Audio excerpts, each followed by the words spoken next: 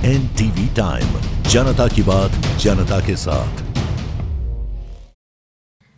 एक वृद्ध महिला की मौत के साथ ही राजौरी के बधाल गांव में रहस्यमयी मौतों की घटनाओं में मरने वालों की संख्या 16 हो गई है, जिससे इस सुदूर गांव में भय का माहौल और गहरा गया। महिला, जो पहले ही अपने पति और 2 पोते पोतियों को खो चुकी थी, को गुरुवार दोपहर अपने घर में कुछ लक्षण दिखाई दिए, जिसके बाद उसे भी अस्पताल ले जाया गया, जहां उसकी भी मौत हो गई। मृतक की पहचान बधाल गाँव निवासी जट्टी बेगम 60 साल पत्नी मोहम्मद यूसुफ के रूप में हुई। अधिकारियों ने बताया कि महिला को पहले से ही सांस संबंधी कुछ समस्या थी, लेकिन गुरुवार दोपहर को जब वो अपने घर में मौजूद थी तो उसे पहले मृतक जैसे ही लक्षण दिखाई दिए, जिसके बाद डॉक्टरों की एक टीम ने महिला को उप जिला अस्पताल कंडी में भर्ती कराया और बाद में उसे जीएमसी एसोसिएटेड अस्पताल राजौरी ले जाया गया, जहां उसकी मौत हो गई। मृतक महिला जट्टी बेगम के पति मोहम्मद यूसुफ 62 साल की 3 दिन पहले ही मौत हो चुकी थी, जबकि उनके 5 पोते पोतियों जो उनके भतीजे के बच्चे थे और सभी एक ही घर में रह रहे थे कि रविवार से मौत हो चुकी है। इस नई मौत के साथ ही इन रहस्यमयी मौतों की 3 घटनाओं में मरने वालों की संख्या बढ़कर 16 हो गई है, जिसमें 3 परिवारों के 12 बच्चे शामिल हैं। पीड़ित परिवार में से 2 एक दूसरे के करीबी रिश्तेदार हैं, जबकि एक दूर का रिश्तेदार है। एनटीवी टाइम के लिए कश्मीर के लिए बदकिस्मती है, देश के लिए बदकिस्मती है, क्योंकि नौजवान जाने गई हैं और छोटे छोटे बच्चों की जाने गई हैं और पूरी सरकार भी दुखी है, पूरी एडमिनिस्ट्रेशन भी दुखी है और यहाँ के इलाके के सारे लोग भी दुखी हैं। और बदकिस्मती है कि ये हादसा नहीं होना चाहिए था और ये गाँव की ज़िंदगी है, गाँव में तो कभी ऐसी चीज़ें होती नहीं हैं। और जब आज ये हुआ है और जब 12 तारीख को हुआ, सरकार इतनी सीरियस थी कि 12 के बाद 15 तारीख की ऑनरेबल एमएलए साहब और हमारी ऑनरेबल मिनिस्टर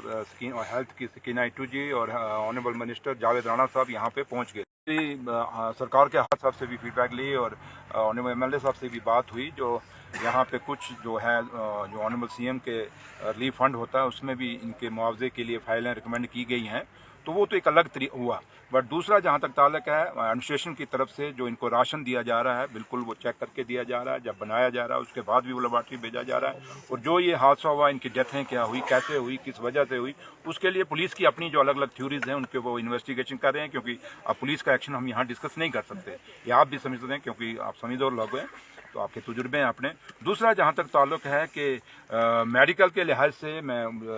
यहाँ प्रिंसिपल मेडिकल कॉलेज हैं और सुपरिटेंडेंट में उनसे भी बात हुई, उन जितना भी हो सका अलग अलग, चाहे पीजीआई में हो चाहे एम्स हो, देश की अलग अलग लेबॉर्ट्रियों में टेस्टों के लिए इसको भेजा और कुछ टीम आज भी आई हुई है। और जहाँ तक ताल्लुक है ये जड़ी बूटियाँ जो हैं इसके लिए भी अलग से जो साइंटिस्ट हैं, जो हमारे लोग यहाँ काम करते हैं, उनकी भी ड्यूटी लगाई गई हैं, उनकी भी सर्विसेज ली जा रही हैं। वो अलग से मतलब किसी भी प्रकार का किसी भी इन्वेस्टिगेशन हर तरीके से एडमिनिस्ट्रेशन और सरकार कोशिश कर रही है कि ये नतीजा सामने आना चाहिए। क्योंकि मैं परिवार से मिला हूँ, 2 बुजुर्ग हैं उसके, और वो बुजुर्ग जो 75 साल की उम्र में हैं और उनके सामने एक परिवार उजड़ गया और उन बुजुर्गों के दिल पे क्या बीत रही है ये हम समझ सकते हैं कि हम सब लोग इन परिवारों में से हैं और समझते हैं जब कोई बुजुर्ग चला जाए तब कितना दुख होता है। ये तो नौजवान लोग हैं, तो लिहाजा मैं यहाँ पे आया हूँ और ऑनरेबल सीएम साहब ने मुझे भेजा और यहाँ जो हमारा टूर था आज का जो आना था,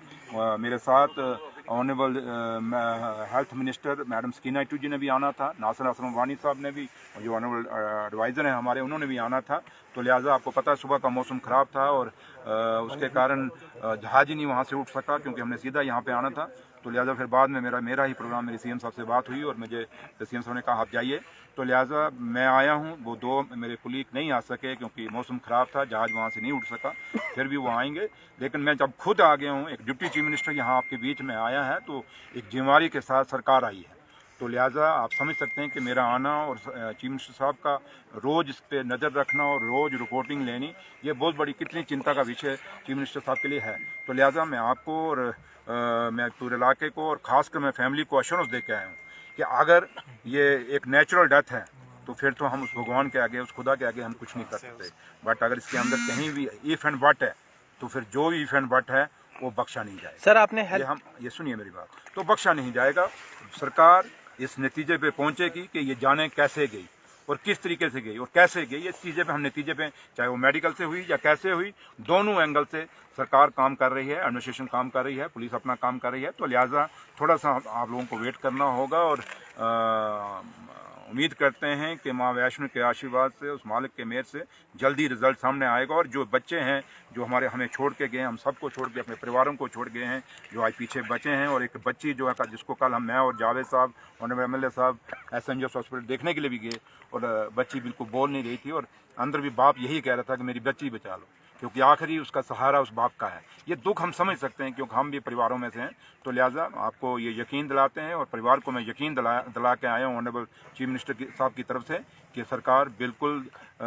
मजबूती के साथ इस इन्वेस्टिगेशन को कर रही है, और ये यकीन दिला के आया हूँ कि जल्दी ही इसका नतीजा आपके सामने। सर, राजौरी के हेल्थ सेक्टर को लेकर एक बड़ा जो है लोगों की मांग है, और इसमें देखा गया कि जितने भी पेशेंट्स हैं उन्हें MRI ना होने की वजह से फर्स्ट लाइन ट्रीटमेंट देने के बाद जम्मू रेफर किया जाना पड़ रहा था। क्या हुकूमत GMC राजौरी में हेल्थ सेक्टर को ऑगमेंट करने के लिए 60% जो असामियाँ खाली हैं उन्हें पूर्ण करने के लिए और MRI जैसी बेसिक फैसिलिटी प्रोवाइड करने के लिए इस मामले के बाद कुछ कोशिश करेगी? अब जब आपका सवाल है, लेकिन मैं अब इसमें कुछ जवाब तो मैं दे सकता हूँ, लेकिन मैं दूंगा तो फिर सियासत में मैं, क्योंकि मैं कैसा, आप लोग मुझे सब जानते हो, मैं ऐसे जगहों पे कभी सियासत नहीं करता। लेकिन है कि हमें 2.5 महीने हुए हैं अभी सरकार बने हुए, और ये यकीन रखिए कि जो पीछे मैं अब टेनवर गिनाऊंगा तो अच्छा नहीं लगेगा, जो नहीं है कुछ खामियां, मुझे पता है बहुत ज़्यादा खामियां, और यहीं मैंने अंदर डॉक्टर साहब को भी कहा, मैंने अपना प्रिंसिपल मेडिकल कॉलेज राजौरी और जो सुपरिटेंडेंट, मैंने उनको भी कहा कि हॉस्पिटल के अंदर काम करने की ज़रूरत है। ये हॉस्पिटल इसलिए दिया गया था कि जम्मू राजौरी के लोगों को सहूलत मिले, पुंछ के लोगों को सहूलत मिले, नौशहरा के लोगों और सुंदरवानी के लोगों को, दूर दराज के फाल फलंग इलाके के लोगों को सहूलत मिले। हमने इसलिए नहीं बनाया था कि यहाँ लोग आएँ तो बच ही ना सकें, तो इसलिए मैंने इनसे बात की, और दोबारा एक दिन मैं आऊँगा, टूर करेंगे, हम रिव्यू मीटिंग लेंगे, और स्पेशली एक मेडिकल की रिव्यू ले लेंगे। आपको ये यकीन दिला के जाते हैं कि ये खामियां हैं जो आपने कही, और हम उम्मीद करते हैं कि आप हेल्दी जर्नलिज्म करेंगे, और जो सही है उस बात को सामने हमारी नज़र में लाई, और हम उस पर गौर करेंगे और एक्शन लेंगे। डीसी साहब के नोटिस में ये बात है, तो लिहाजा MLA साहब भी हैं यहाँ, तो लिहाजा जो भी हमारा सरकार से बन पड़ेगा। और